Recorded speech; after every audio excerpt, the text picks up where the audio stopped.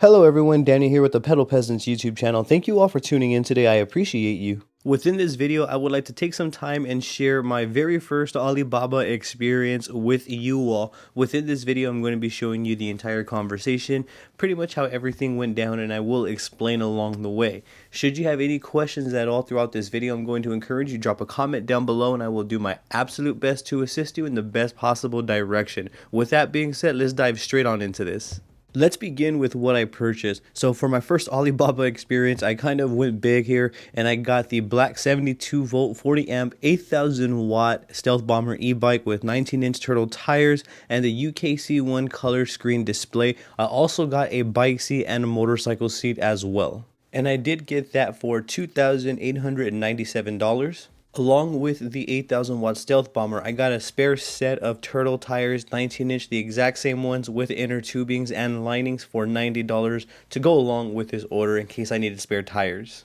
Now that we are familiar with what I purchased, let's get into the whole conversation aspect, the negotiation, the back and forth here, so that we get a good idea as to how this process went down for me on my end. I'm going to encourage you, if you have any questions, please drop them down below in the comment section and I will do my best to assist you in the best direction. Here is the first part of the conversation where I initially reached out to go ahead and inquire to get more information about the specifics on the e-bike.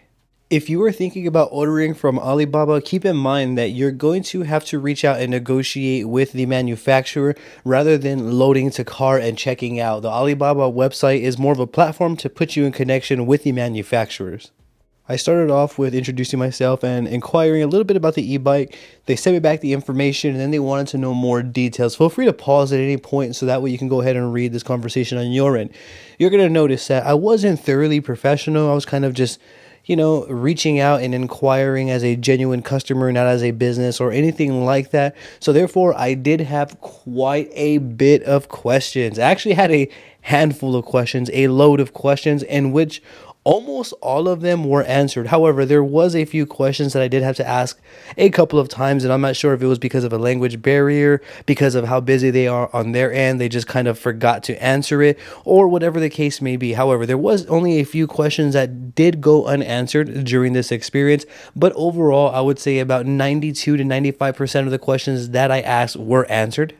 I figured I'd show you all the actual conversation that went down between me and the manufacturer so that way you can get a good idea. I am going to cut out sensitive information here. After I initiated the initial conversation here and the initial negotiation here, I went ahead and I sent down a list of questions that I had prior to purchase that I wanted answered, and what they did was they actually sent me back a PDF document answering all of the questions that I have, and you can see there's about 15-16 questions there, and right there is a PDF document that was sent back to me answering all of those questions.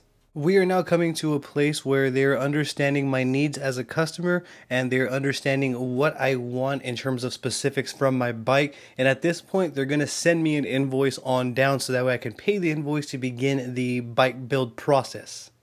As you can see right here, I was experiencing checkout issues upon trying to check out the invoice, in which I did get resolved. I did reach out multiple times expressing various concerns. As you can see there, they even sent me a picture back assuring me that my tires were going to be shipped with the entire package.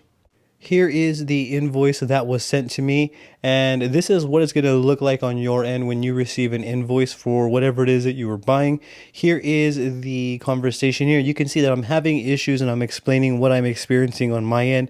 Throughout the entire process, though, the agent was patient with me. I didn't feel rushed or anything like that. I did have, again, most of my questions answered. All of that was taken care of. For those who are wondering if I received the package undamaged, yes, my bike came in 110% undamaged. Everything was good. I actually have a full in-depth review on that, so be sure to check that out.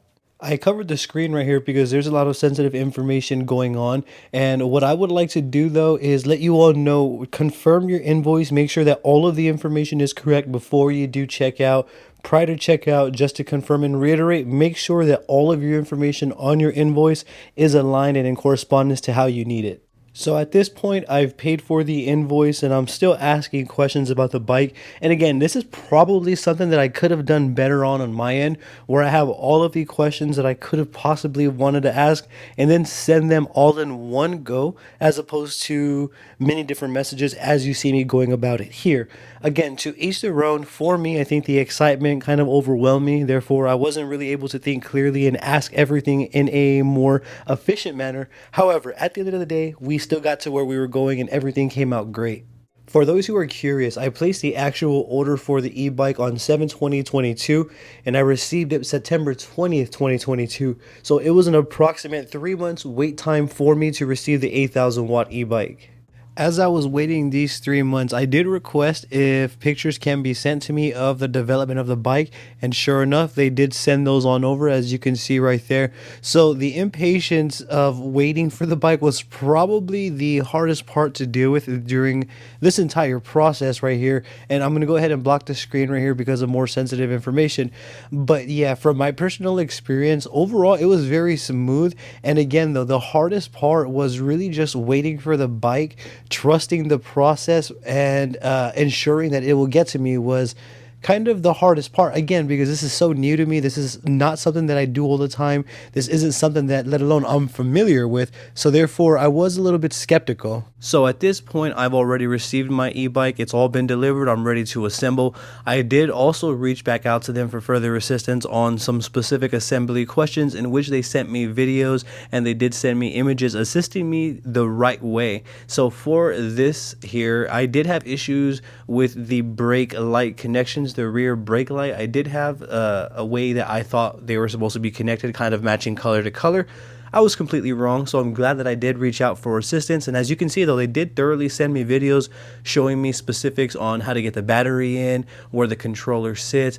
All of this stuff is things that I needed information on, and they were there to assist with that as well. When I was fixing my handlebar stem, I ended up breaking one of the bolts, in which I actually reached out to them to see if I can go about getting new bolts and or replacing that bike stem part. I did reach out, as you can see right here. I did get a response, and last I heard was basically the okay noted right there, and that is essentially where we left off. I haven't heard back as of now from the manufacturer. However, I did end up replacing this bike stem with a higher quality bike stem from Ritchie, which I've also done a full in-depth review on as well.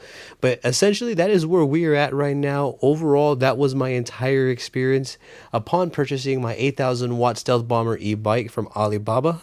So I think all in all and overall, even with the okay noted being the last thing that I heard back from the manufacturer, I would say it was a good experience. I got my 8,000 watt Stealth Bomber e-bike in working condition, and it was good. There wasn't any dents, any scratches, or anything that I would need to relay to you all. Everything works. The bike is a monster, and everything that I ordered did come in as I ordered it. So therefore, there really is no complaints in terms of aftercare service. Like if you're needing maybe some aftercare parts or something like that, you're probably better off looking in local bike stores, as I did. I found a Ritchie bike stem at a local bike shop, which was probably a better way to go with this bike right here, as it is a more higher quality one. But you can kind of get the idea, which is probably why they haven't responded back, because the problem was so minuscule that I could fix it on my end. However, I mean, to each their own. That may leave a bad taste in someone's mouth. It may, some people may not care. Again, to each their own. That is my experience overall. Now, if I didn't touch base on anything specific that you may have wanted to know, I'm going to encourage you, drop a comment down below, and I'm going to do my absolute best to assist you in the best possible direction.